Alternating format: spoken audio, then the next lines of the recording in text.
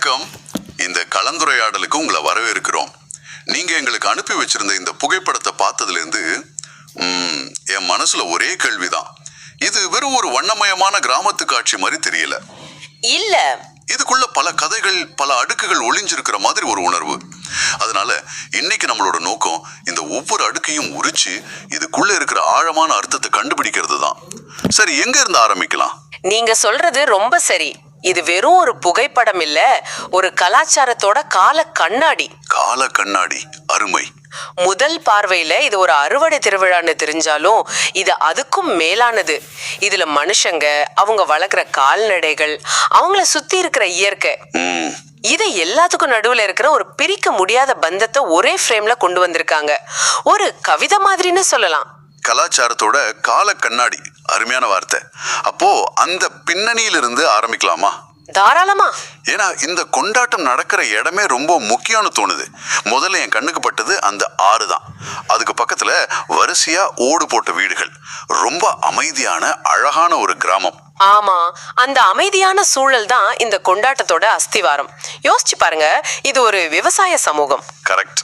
அவங்க வாழ்க்கை முழுக்க முழுக்க நிலத்தையும் நீரையும் நம்பிதான் இருக்கு. அந்த ஆறு அவங்களுக்கு வெறும் தண்ணி கொடுக்கிற இடம் மட்டும் இல்ல, அது அவங்களோட உயிர் நாடி. ஓஹோ.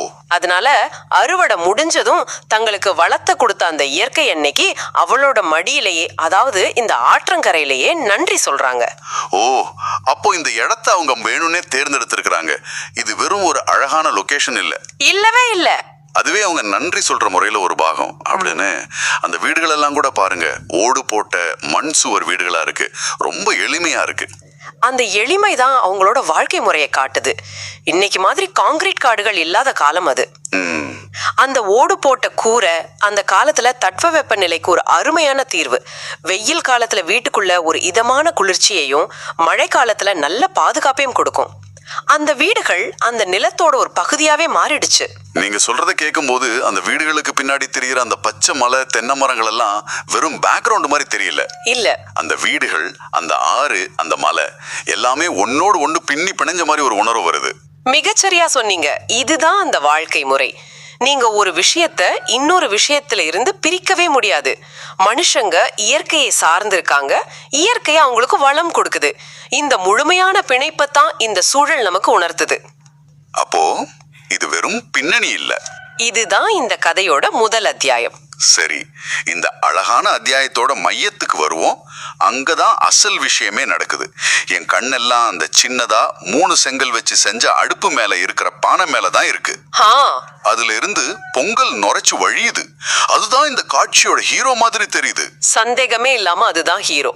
ஆனா அது வெறும் சமைக்கிற பாத்திரம் இல்ல, அது ஒரு குறியீடு. அந்த பானையை நல்லா கவனிச்சிங்கன்னா தெரியும், அதுல மஞ்சள், குங்குமம் வச்சு அலங்காரம் பண்ணிருக்காங்க. அது மட்டும் இல்லாம ஒரு முழு மஞ்சள் செடிய அதோட இலைகளோட சேர்த்து அந்த பானையோட கழுத்துல கட்டியிருக்காங்க. இதெல்லாம் மங்களகரமான விஷயங்கள். ஆமா, நான் அதை கவனிச்சேன். அந்த மஞ்சள் செடியை ஏன் அப்படியே கட்டியிருக்காங்க? அதுக்கு ஏதாவது விசேஷ காரணம் இருக்கா? நிச்சயமா இருக்கு. மஞ்சள் ஒரு கிருமி நாசினி மட்டும் இல்ல, அது புனிதமானதாகவும் வளமையின் சின்னமாகவும் பார்க்கப்படுது. ஓஹோ. அறுவடை செஞ்ச புது மஞ்சள் செடிய அப்படியே பானையில கட்டுறது மூலமா இந்த நிலம் எங்களுக்கு நல்ல வளத்தை கொடுத்திருக்குன்னு அவங்க வெளிப்படுத்துறாங்க. இப்போ அந்த பொங்கல் பொங்கி வழியிற காட்சிக்கு வருவோம். பொங்கலோ பொங்கலோன்னு எல்லாரும் சந்தோஷமா கத்துற தருணம் அதுவா தான் இருக்கும்.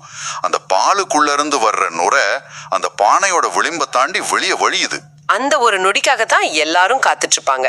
பொங்கல்ங்கிற வார்த்தைக்கே பொங்கி வழிதல்னு தான் அர்த்தம். ஆமா. ஆனா இதோட ஆழமான அர்த்தம் என்ன தெரியுமா? இத அந்த சமூகத்தோட வருடாந்திர பொருளாதார அறிக்கைன்னு சொல்லலாம். என்னது, பொருளாதார அறிக்கையா? அது கொஞ்சம் சுவாரஸ்யமா இருக்கே. ஆமா, யோசிச்சு பாருங்க. அந்த பானை நிறைய பால் பொங்கி வழியும் போது அது ஊர்ல இருக்கிற எல்லாருக்கும் ஒரு செய்தியை சொல்லுது.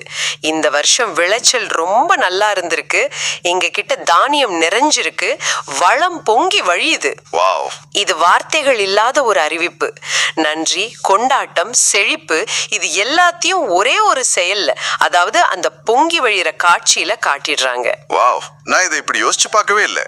அப்போ அது ஒரு சடங்கு மட்டும் இல்ல, அது ஒரு சமூக அறிவிப்பு. எல்லாம் நல்லபடியா இருக்குன்னு சொல்ற ஒரு விஷயம். கரெக்ட். அந்த பானைக்கு பக்கத்துல கரும்பு, தேங்காய், பழங்கள்லாம் வச்சு படைச்சிருக்காங்களே. அது அந்த நன்றியோட அடுத்த கட்டம். அந்த பருவத்துல என்னவெல்லாம் அறுவடை ஆகுதோ அதையெல்லாம் கொண்டு வந்து படைப்பாங்க. சரி. கரும்பு இல்லாம பொங்கலே கிடையாது. கரும்போட இனிப்பு வரப்போற வருஷம் முழுக்க வாழ்க்கை இனிமையா இருக்கணுங்கிற நம்பிக்கையை கொடுக்குது. ஆஹா, நீ கொடுத்ததை வச்சே உனக்கு நன்றி சொல்றோன்னு சொல்ற ஒரு அழகான செயல். நீங்க சொல்றத கேட்கும்போது இந்த போட்டோல இருக்கிற ஒவ்வொரு பொருளுக்கும் ஒரு கதை இருக்குன்னு புரியுது. இப்ப என் கவனம் அந்த பக்கம் நிக்கிற கம்பீரமான காளைகள் மேல போகுது. அடேங்கப்பா, என்னமா அலங்காரம் பண்ணிருக்காங்க. அதுங்க கொம்புல இருக்கிற வண்ணங்களை பாருங்க. பச்சை, நீலம், சிவப்புன்னு வானவில் மாதிரி இருக்கு. இந்த காட்சியில அவங்க தான் உண்மையான விஐபிக்கள். அப்படியா?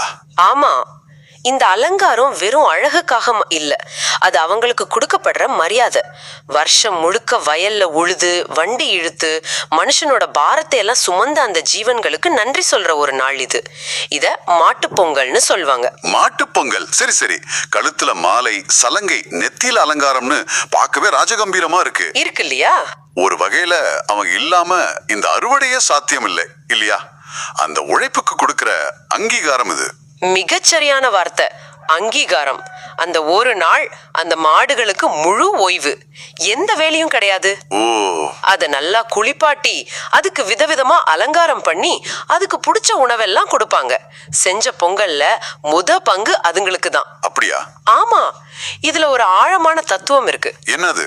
நம்மளோட வளர்ச்சிக்கு உதவியா இருக்கிற எதையுமே நாம மறந்துடக்கூடாதுங்கிற தத்துவம். அந்த விலங்குகளை வெறும் உழைக்கிற கருவியா பார்க்காம குடும்பத்துல ஒருத்தரா, ஆமா, தங்களோட குடும்பத்துல ஒருத்தரா, தங்களோட பார்ட்னரா பாக்குறாங்க.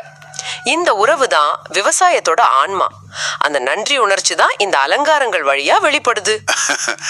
அப்போ வருஷத்துல ஒரு நாள் அந்த காளைங்க தான் அந்த வீட்டுக்கு எஜமான் மாதிரி. ஸ்பெஷல் சாப்பாடு, வேலையே இல்ல, ஜாலியான வாழ்க்கை தான். ஆமா, நாம கூட இதுல இருந்து கத்துக்க வேண்டிய விஷயம் நிறைய இருக்கு. அதுங்களுக்கு பக்கத்துல ஒரு சின்ன கண்ணுக்குட்டியும் நிக்குதே, கழுத்துல ஒரு சின்ன மாலையோட, ரொம்ப அழகா இருக்கு. அந்த கண்ணுக்குட்டி தான் எதிர்காலத்தோட நம்பிக்கை.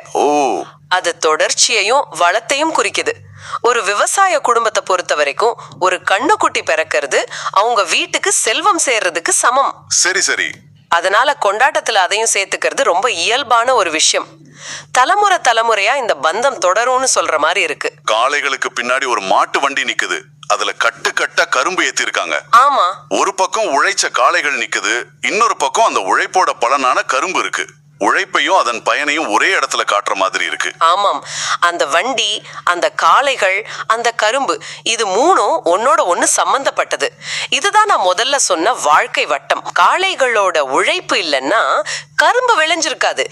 கரும்பு இல்லைன்னா இந்த செழிப்பும் கொண்டாட்டமும் இருந்திருக்காது. இந்த ஒட்டுமொத்த அமைப்பையும் அந்த ஒரு காட்சி நமக்கு விளக்கிடுது. அப்போ இந்த எல்லாத்தையும் ஒன்னா சேர்த்து பார்த்தா நீங்க அனுப்புன இந்த புகைப்படம் நமக்கு என்ன சொல்ல வருது? ஒரு ஆற்றங்கரை கிராமம், சந்தோஷமா ஒண்ணு கூடி இருக்கிற மக்கள், செழிப்ப குறிக்கிற பொங்கல் பானை, மரியாதையோடு நடத்தப்படுற கால்நடைகள், இது அத்தனையும் சேர்ந்து ஒரு பெரிய கதையை சொல்லுது இல்லையா? நிச்சயமா, இது ஒரு முழுமையான வாழ்க்கை முறையோட சுருக்கம்.